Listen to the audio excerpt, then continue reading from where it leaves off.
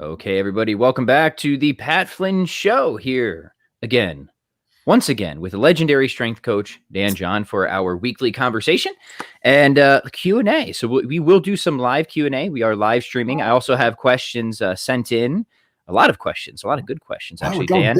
big time. Yeah, we're going big time today. Big time. Big time.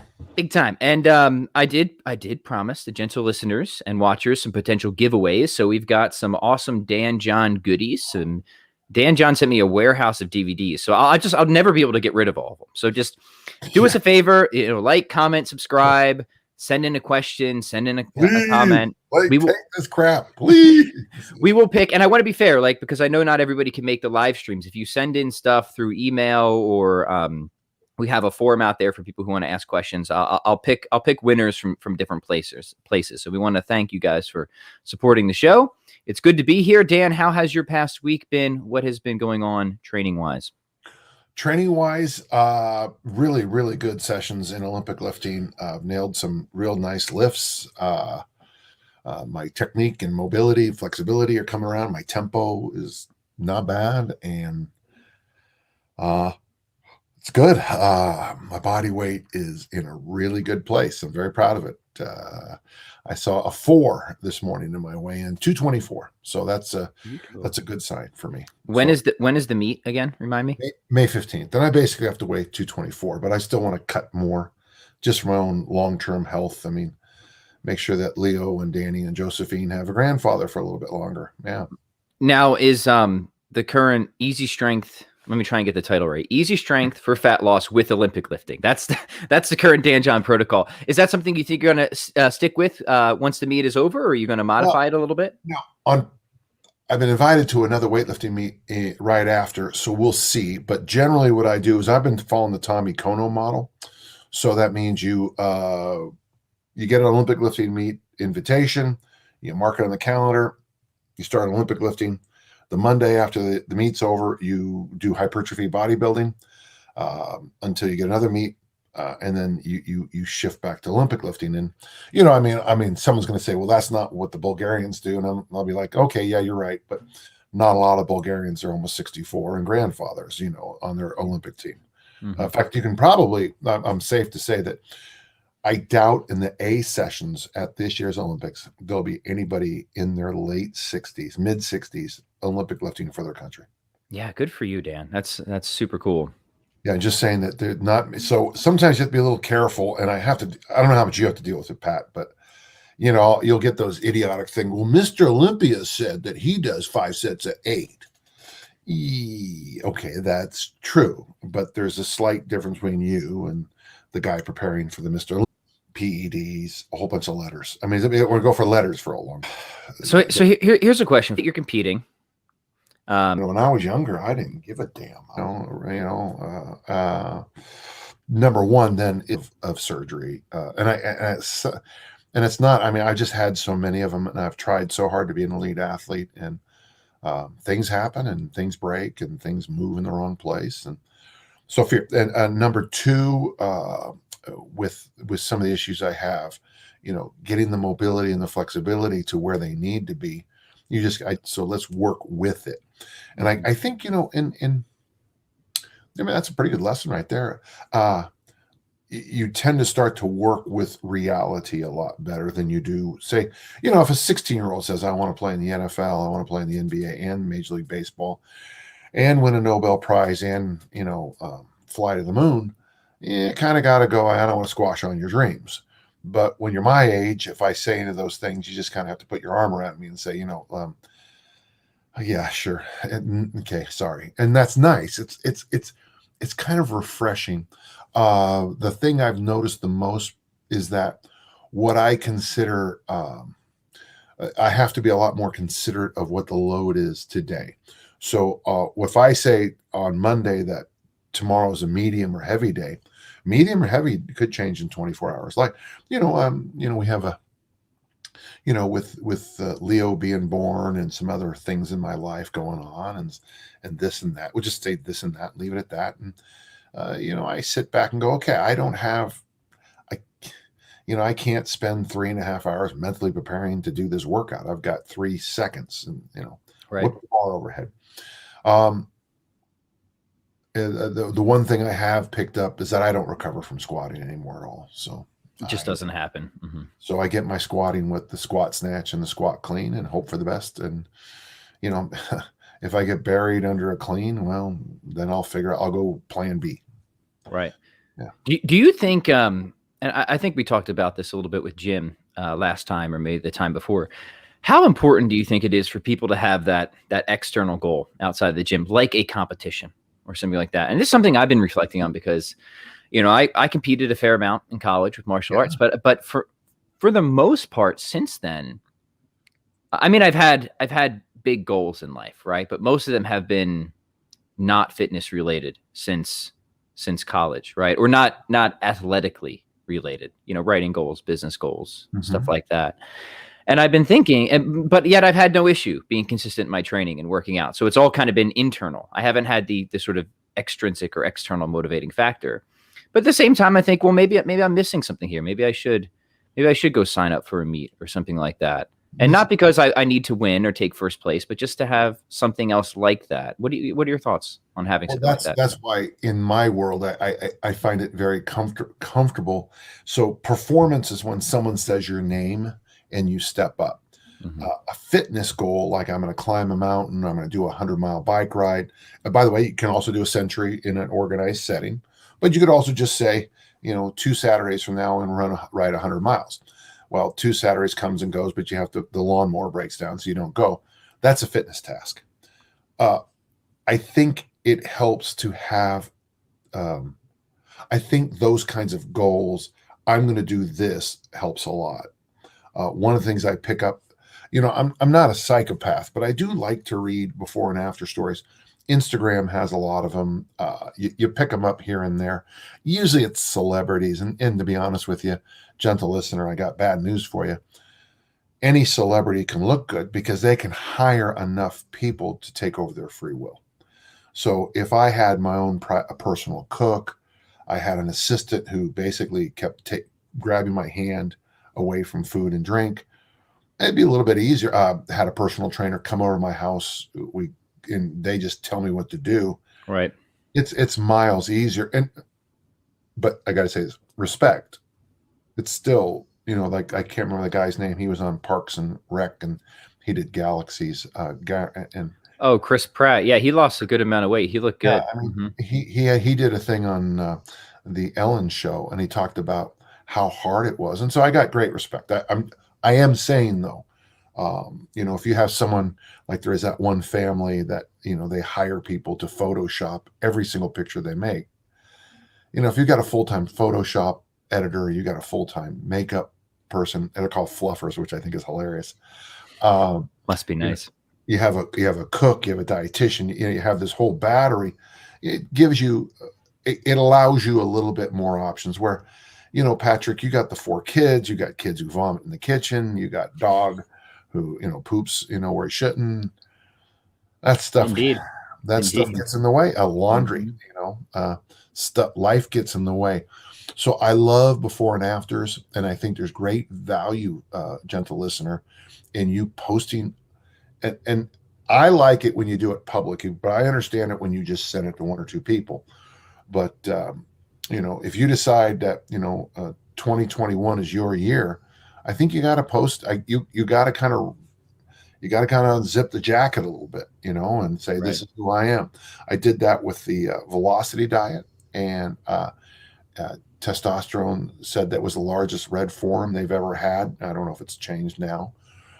Because I was doing a blow by blow how miserable I was for 28 days, and people like it. So 2 sides of this. I think there's great value to it. You can do it on a small personal scale, or you can sign up for a competition. Yeah. Both tend to work with the follow through. Yes. I know this though, folks. If I'm 5 pounds over 2 nights before a weightlifting meet, I lose the weight. It's not healthy, but I lose it. But yeah, you know, there's a lot of wisdom there. Gentle listeners, we will be heading to questions here in a couple minutes, so drop whatever you have in the comments. It would be nice to hear from you.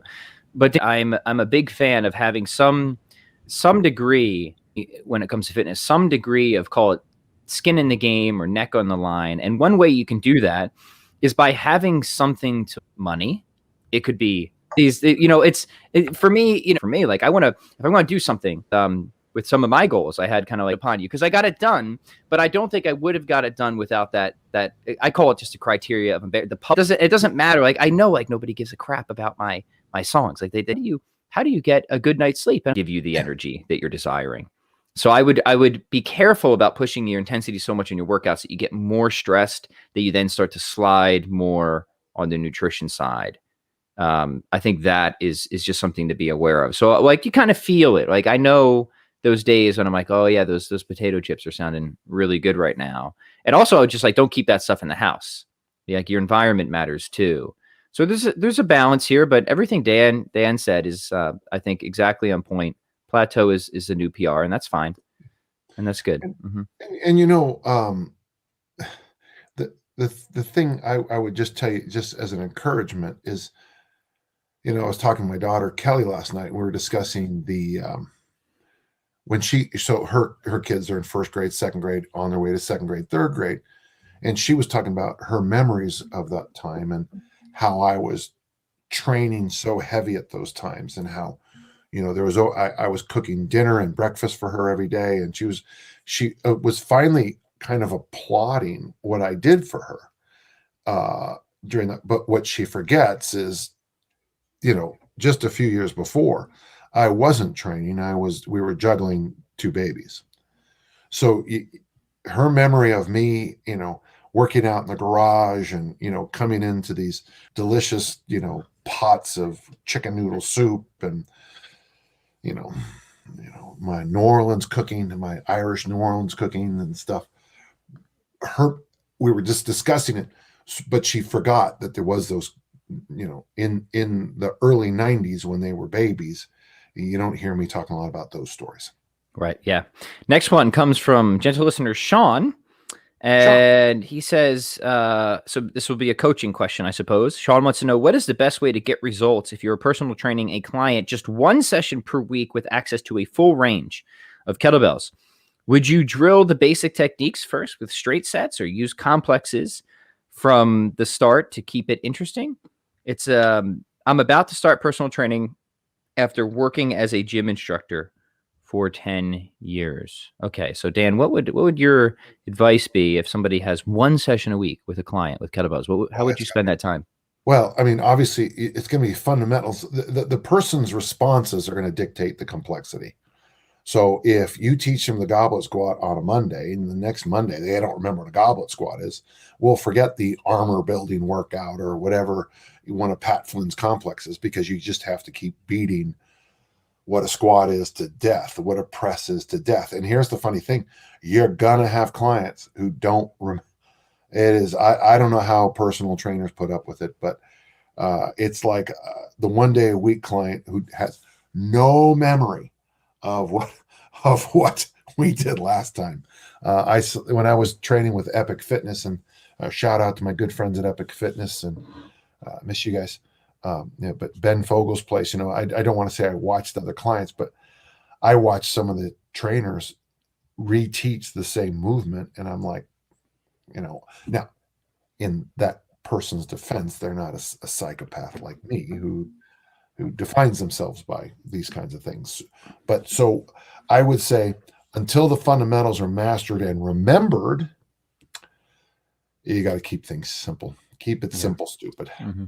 Not only the other thing I'll say is I like the idea of sometimes personal training turns into glorified adult babysitting. Oh, so I kind of like the idea that you only have one session with a personal trainer a week, in the same sense that you probably might only have one guitar lesson per week. And the idea there isn't to do all your work in that session, but to learn what else you should be doing throughout the week and make sure you're doing it well. Patrick, that's a great point. Damn. Thank you, Dan. Should have said that. Damn it. Thought you might like that, right? Now, so yeah, what is the point? The point is you go to your personal trainer to make sure that your technique is on point and you understand what your assignments are throughout the week, what you should be practicing, how best to practice them, rather than thinking, this is my workout. This is what I'm doing for the entire week. So even if you're a personal trainer, I would almost encourage you to maybe have a model like that, where what you're selling isn't adult babysitting, right? It's something akin to like a weekly music lesson, which what you learn in that lesson will give you more than enough material to last you until the following week, right? So a training session versus a workout. Yes. Mm-hmm. That's let's all just pause, and that's really a good point. You know, I notice that when I work with throwers. Sometimes I'll get called to a school and they'll ask me to do a day, and the kids want, well, are we going to do any work? You know, they want to get sweaty, and it's like, dudes, I'm here to help your technique. Oh, okay. No, you're not turning your feet. You can't. It doesn't matter how many stairs you run. You're not turning your feet. The discus ain't going to go far. The shot's not going to go far. It's really a good point, Patrick. Thank you, Dan. Appreciate that. I didn't think of that. Well, your answer was very nice too. Very good. Next one. Next question comes from Kirill. Am I pronouncing that right?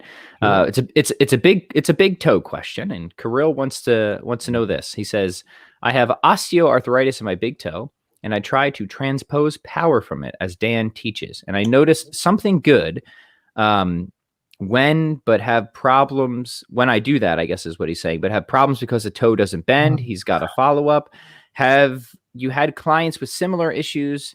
Have you had any strategies that you could suggest? Lately, it's been hard for me to run or even walk. Thanks to both of you in advance. So let me say, I appreciate big toe injuries. I used to have a pretty significant one in Taekwondo, which is really annoying because you do a lot with your toes in Taekwondo. So it's funny how like something that on paper seems like, that can't be that serious, could be like really debilitating, like really debilitating. Like, oh, it's terrible.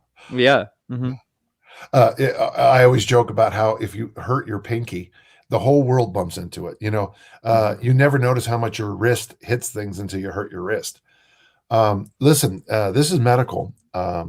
We got to take care of that. I would do your best. I mean, I don't know what we can tell you to do, but this might be, I mean, I know the Vibram 5-finger toe issue. I mean, I know those are pretty much yesterday. Dan, that was so decade ago, but like anything you can do to keep the pliability, the mobility, the flexibility of that whole region is important. But if you're trying to overcome arthritis, generally I'm not a huge fan of, you know, rolling and putting your foot on a lacrosse ball or whatever ball you have. But in your case, it might be really worth your time to you know, you get a hard ball and you roll your foot on it to get the pliability of the surrounding tissues to stay vibrant. But man, the problem with arthritis is and this is what I learned from a funeral I just went to recently. Arthritis is a massive spectrum, and the arthritis that my young friend was dealing with destroyed his life versus something you could work around. Right. So I want to make sure that Kirill, that we get medical intervention on it. Try to do whatever is appropriate in terms of I know there's some medicines you can take now that they're a lot better. I know 20 years ago they recommended this one that turned out to really beat you up. I guess your kidneys or something like that. But get medical intervention. Do your best to keep the whole foot, ankle pliable, movable. So you know, do some tissue work. Do what you can. And well, I just want to stop there and just say, you know, get medical intervention and work on pliability. Yeah. Callum has a question. Callum wants to know snatch grip deadlift. Does the snatch grip deadlift improve shoulder health, mainly posture like posterior tilt and upwards rotation of the scapula? I know that farmer walks and suitcase carries help shoulder width, and my my DPT, doctor of physical therapy, explained it to me why, and I forgot, but because it was some big words, but I would imagine that it would come in the same family. Shoulders, gentle listener, are an odd bird. You actually help their health by doing things like hanging from a bar and farmer walks. That's that weird.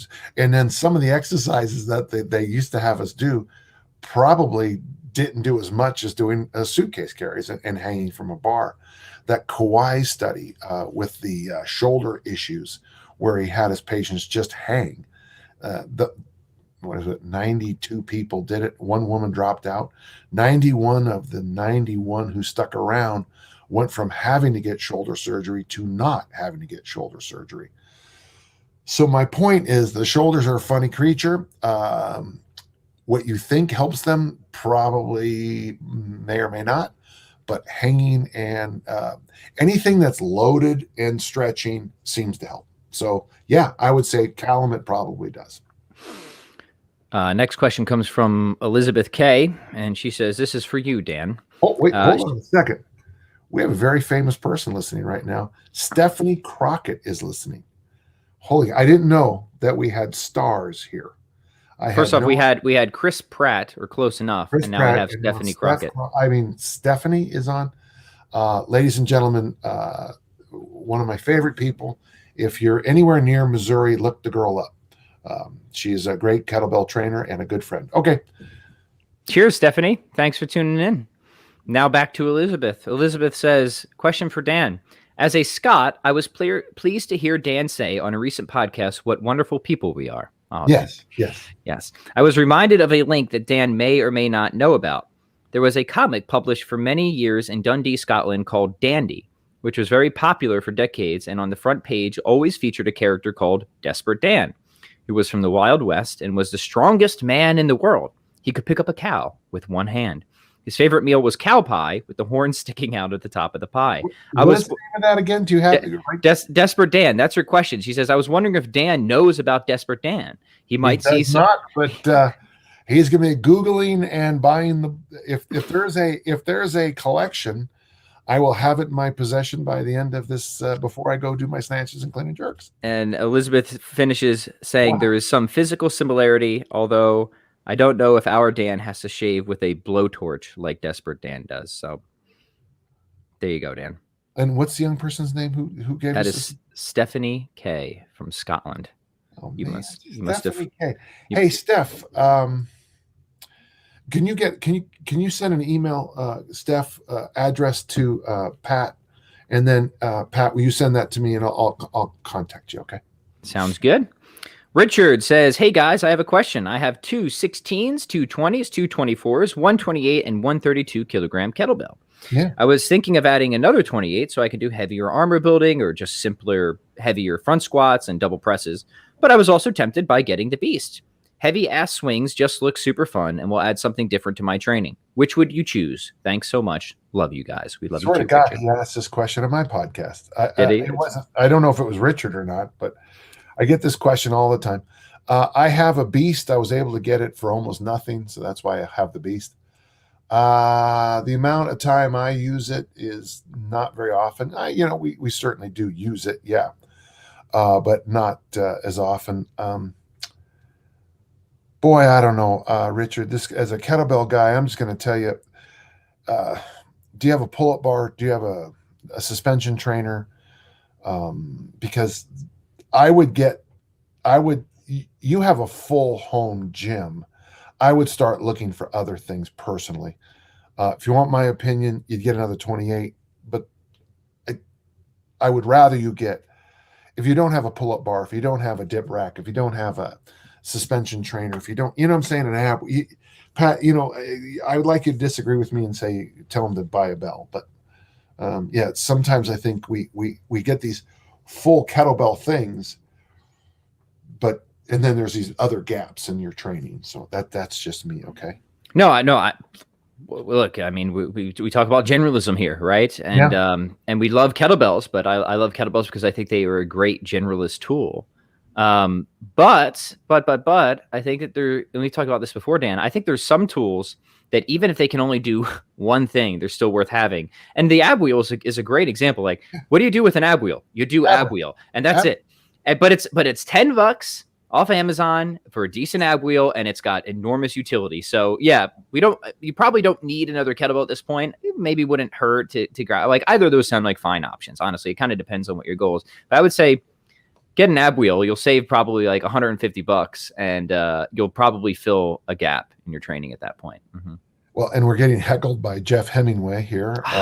Just waiting for the trolls to show up. Here's the trolls. Our first troll is Jeff Hemingway, ladies and gentlemen. There he is. Jeff is one of the finest people I know in the industry. Mm-hmm. He has had an opportunity to be with one of the greats in kettlebell training since he was, I think, 9 or 10. He has been groomed to be an elite kettlebell instructor. So, who was the guy who helped him so much? I don't know. Yeah, I don't know. Some handsome, Yes, dapper handsome. man. Yes, indeed. Yes. Jeff says, get a series of maces. Jeff, we'll have to have you on to talk with our buddy Jim, because Jim just loves swinging those maces around. Mm-hmm. Yeah. I don't have a whole lot of experience with maces. Have you used those much at all, Dan? You don't want my opinion of maces. We'll just leave it there. Next question comes from, but hello, Jeff. Always a joy to see you. It's been too long, my friend. It has been far too long. Josh says, hi, Pat. I first heard of legendary strength coach Dan. I love that sticks, that and the gentle listeners. I first heard of legendary strength coach Dan John on the Art of Manliness podcast a few months ago, and he's brought me to you. Well, thanks, Dan, and Art of Manliness. Appreciate that. I've basically been devouring as much of your content and advice as possible over the last few months, and I think it's going great for me. So thank you both. My question for both of you, how does a Pat Flynn program get incorporated into a Dan John workout generator? I see you have kettlebell workouts on the site. Basically, I'm finishing kettlebell easy strength next week, and I want to do the workout generator on Monday, Wednesday, Saturday, and I want to do 2 of your workouts outside in the park on Tuesday and Friday. Oh, 2 of your workouts. He means my workouts on Tuesday and Fridays, and then maybe a tonic on Thursday and a walk every day. Is there a successful way to incorporate your, I guess, different programs and workouts? Thanks so much, from Josh. Yeah, I mean,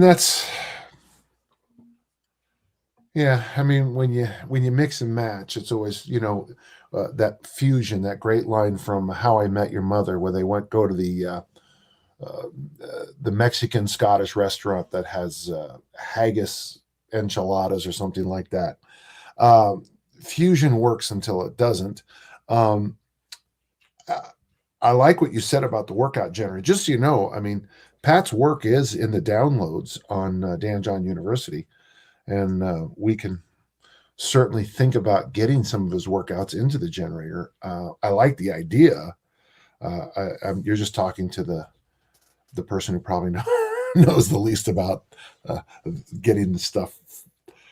I'm real good about writing down programs. I'm not real good about turning into algorithms to work on the internet.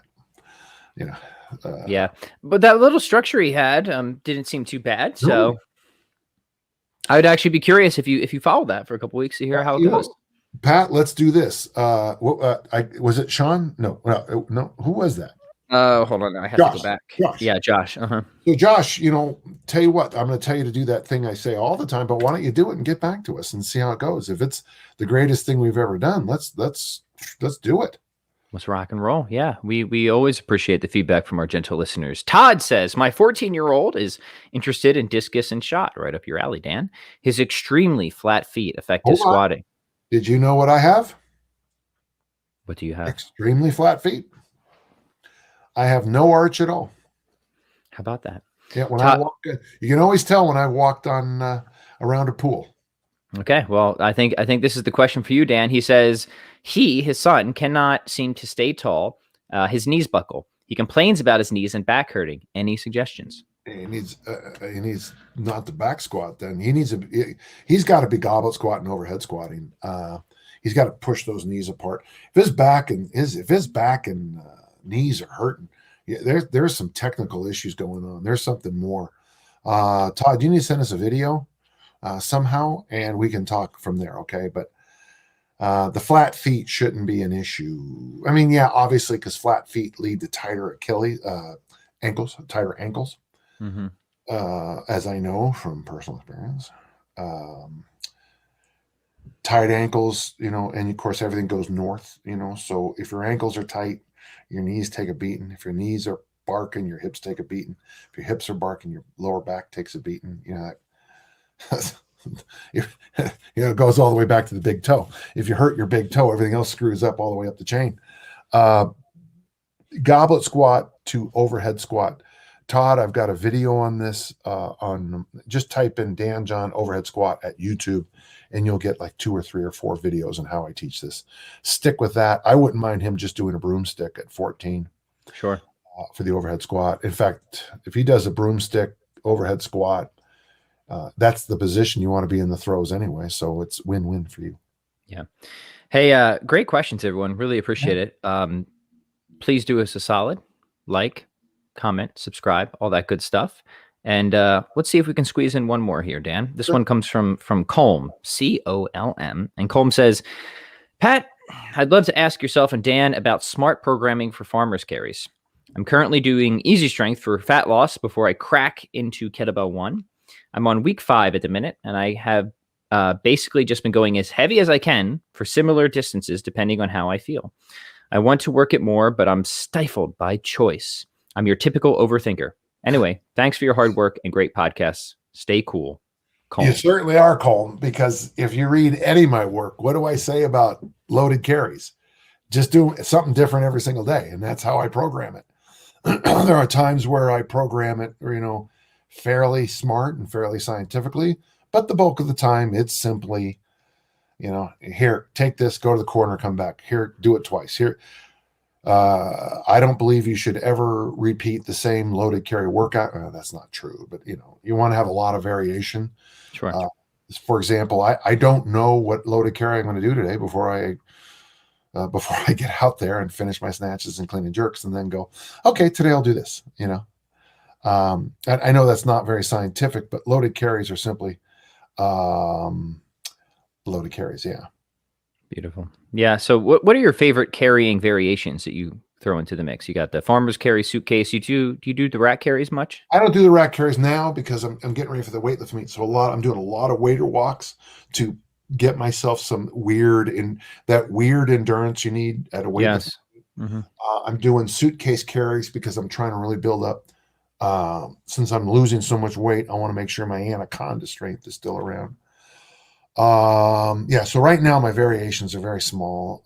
I still think the bear hug carry is great. In fact, I had a guy named Jason do a whole bunch of them last week. He's an Olympic lifter also, who, when he has the weight overhead, he gets this little wave in his system. So I think he needs bear hug carries to teach himself to stay firm. I haven't been doing sleds and prowlers like I usually do because I just don't think I need them right now, but that might be a fun thing to get back to in the summer. Sure. Beautiful. Okay, Dan, as we wrap up, give us the lowdown over at Dan John University. What's happening there? Any new projects you're working on? We're minutes away from releasing our goal setting course, which awesome. Which I'm very proud of, and I think has some great value. That'll be available probably by next week. I'll be able to give away 1 or 2. That's going well. My easy strength Olympic lift, that whole thing. That's going really well. I'm just trying to